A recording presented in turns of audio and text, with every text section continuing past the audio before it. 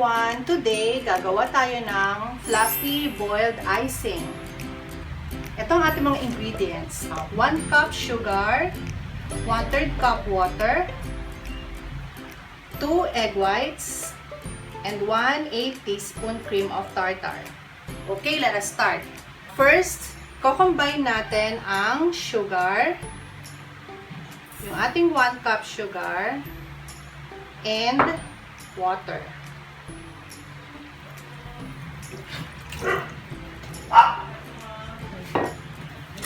Stir until well blended. Wala po munang apoy ha.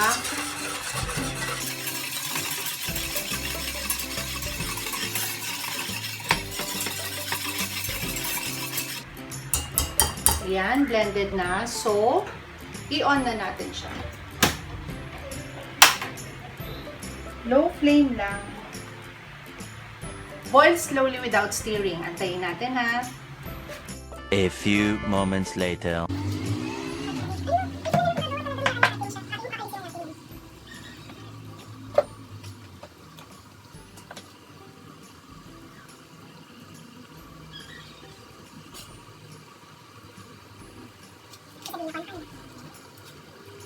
Para malaman natin kung ready na, kailangan, pag kinuha natin ng spoon, nakita nyo to, diba?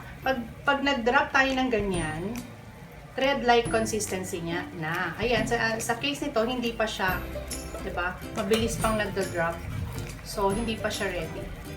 Wait pa tayo.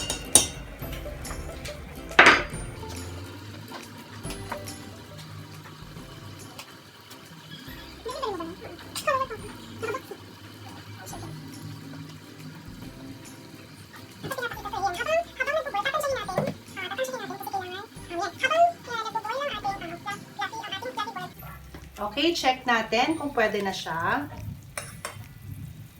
Tingnan nyo ha. Konti pa. Check natin kung okay na.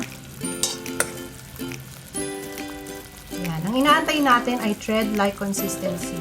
So, ayan. Medyo may thread-like consistency na siya.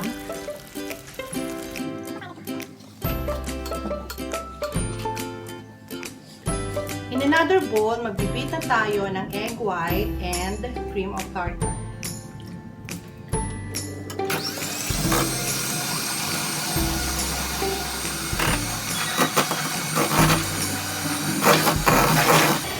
Antayin natin maging foamy yung consistency. And then, ready na natin i-pour ang ating sugar and water combination. Slowly lang.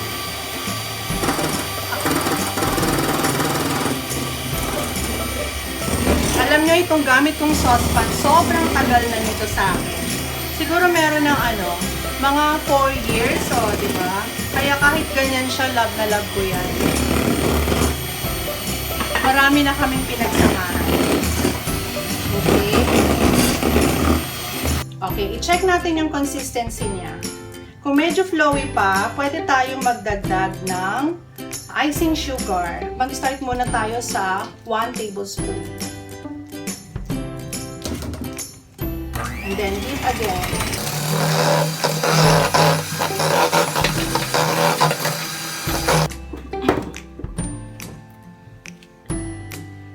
Scrape natin ang sides.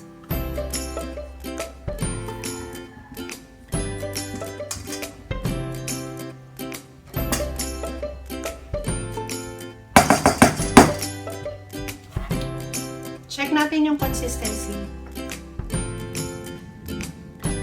Ayan na, ready na ang ating fluffy boiled icing. A few inches later. Ang ginamit kong color, ito light violet lang siya. So, kukuha lang tayo nito, konti lang. Tapos, dapat naka-ready na yung ating piping bag, may piping tip na. And then, lalagay lang natin sa loob. Pansinin nyo, naka-flat. May purpose po yan. Tansyahin nyo kung gaano karami.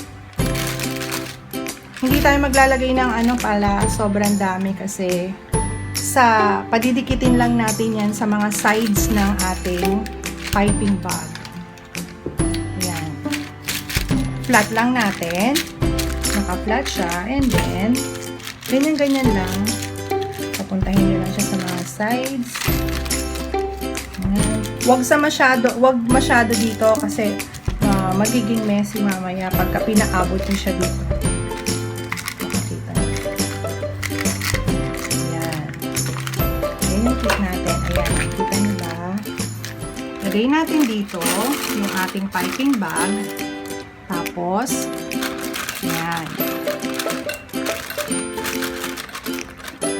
Ganyan muna natin siya.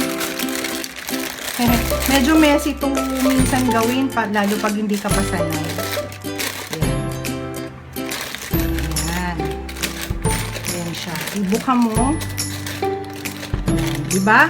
Nasa sides na lang yung color violet.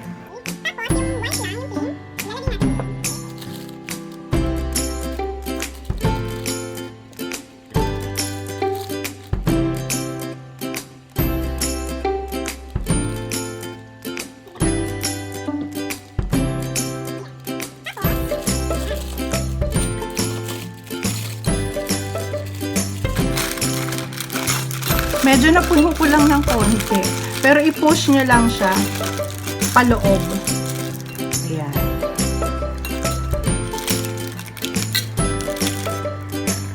Ayan na siya. Ayan. And then, ayan. Palabasin nyo lang ng konti. Mag-start kayo sa middle. Paikot lang. Ayan. Dahan-dahan lang.